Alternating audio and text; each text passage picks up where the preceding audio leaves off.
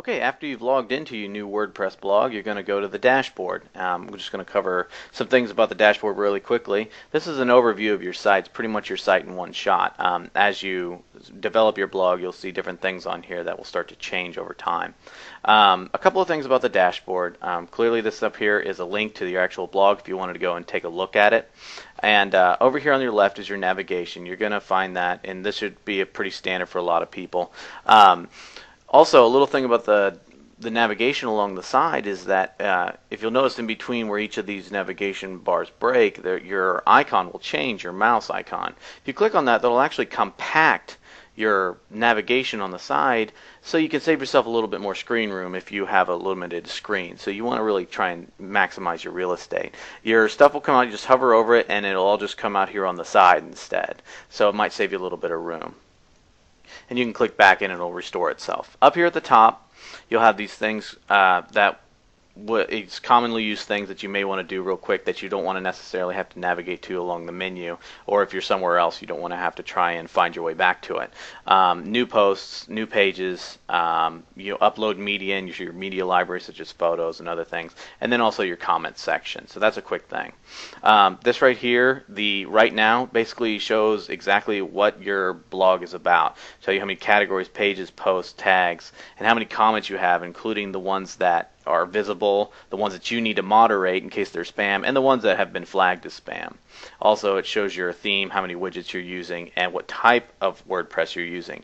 If for any reason that you need to update it, it'll display it here, and it'll also display it down here. You can change your theme by clicking on this button very quickly. So, recent comments, if you have a comment that you may feel that you want to comment back on, or maybe maybe it shows that maybe it might be something that's spam, you'll see some of the recent comments here with also a quick menu that pops down that you can do right there from the dashboard. If you say, well, that's actually a spam comment, I want to spam it, or maybe even just want to delete it. Plugins, this is from WordPress itself. It's actually feeding to you directly. It's showing you kind of new plugins, popular plugins, recently updated ones. So in case it's something that you might be interested in, it kind of keeps you in the loop about what's going on in the plugins. Drafts, this is something that if you keep a lot of drafts for common use, or maybe it's something you haven't completed, it'll show there. It's not really something that's used that much depending on where you are. Also, the WordPress development blog shows you what's going on in the WordPress world, such as right now, as of the recording, Beta 2 just came out for WordPress 3.0, so if some people like to see what's going on in the new versions of WordPress, it'll show you that kind of stuff here. Other WordPress news, it's just basically their feed of their different things. And your incoming links down here at the bottom. Your incoming links will basically show you how many people are linking to your blog. So basically what you want to do is just find out if you wanted a quick overview without having to do the manual searching yourself, that will do that for you. So it's a really nice thing to have. Also, another thing is that the WordPress news is configurable, and so is incoming links. If you wanted to configure exactly where the reader was for your incoming links, you can click on the configuration right here and adjust it accordingly. This is a little bit more advanced, so some people may not want to do this. So if you have a lot of items coming in and new ones coming in every day, maybe you want to see which ones are coming in, or if maybe you don't really care, you just want to show 5. If you want to display the date that they were added, you can do that too. So it's just a quick option for you to have.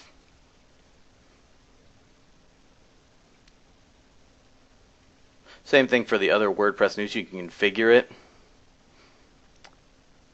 And the best part about other WordPress news is that this is actually a feed reader. So if you have something maybe in your industry that you want to use, you can actually put anything you want in here, any feed at all. So if you wanted to feed from your favorite blog, or your top digs, or your stumble upon, you can put any feed in there. It just says WordPress news for now. So if you want to, that's just a quick feed reader for you to use at your disposal. It's not just WordPress news. Another handy feature about the dashboard that a lot of people don't really know about is the screen options and help sections. These are actually everywhere, and they're configurable across a multitude of pages, so they kind of change depending on what page you're on. But where it has some of the most robust options is on the dashboard. So if you click this, a drop down will come up, and you can basically show what you do or do not want to see every time you log in. Other WordPress news, the development blog, your drafts, that kind of stuff you don't really care about, so it doesn't really matter and you don't need to use it. The plugins, and you can make all that go away.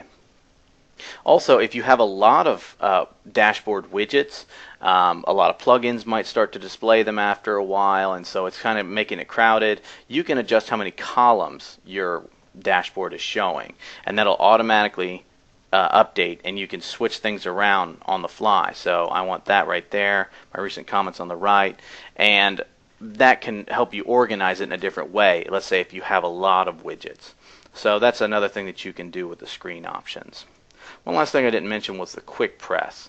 Quick press basically allows you to, if you have a quick thought or something that you just really need to get down really fast, you can put that in the quick press area. It does not have a rich text editor like the regular posting does, so remember that. So this is usually very plain text content that you're going to be putting in the quick press area. So that pretty much does it for the dashboard, and we'll see you in the next video.